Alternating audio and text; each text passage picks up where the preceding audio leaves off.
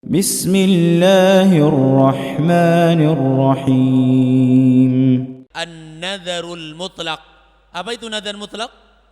Nadhar mutlaq itu adalah nadhar yang seseorang bernadhar kepada Allah Subhanahu wa ta'ala tanpa ada harapan apapun di belakang nadhar itu. Tanpa ada harapan apapun, tanpa ada syarat apapun. Ia dengan sendirinya mengatakan, ya Allah, wajib atas saya hari ini berpuasa.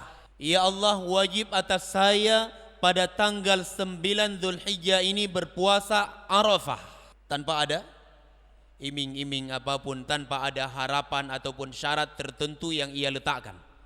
Nah, ini dinamakan dengan an-nadharul mutlaq. Dan nadhar ini, jamaah yang dimuliakan Allah, merupakan sesuatu yang sangat mulia di sisi Allah Subhanahu wa ta'ala. Mulia sekali di sisi Allah. Dan menjalankannya pun merupakan sebuah ibadah yang akan membuahkan pahala ganjaran yang begitu besar dari Allah Subhanahu wa ta'ala. Nah, ini dinamakan dengan an-nadhar al-mutlaq. Mutlak dia, enggak ada alasan ataupun syarat-syarat apapun.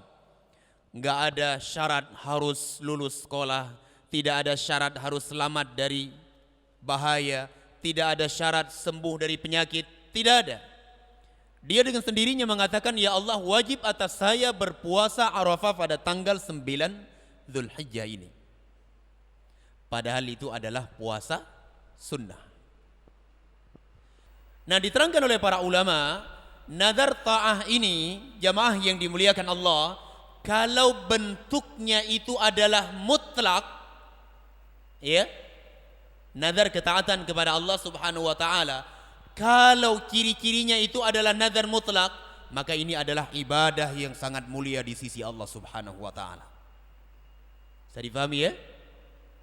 Kalau bentuknya ketaatan, bentuknya adalah puasa, bentuknya adalah menginfakkan harta di jalan Allah Subhanahu wa ta'ala.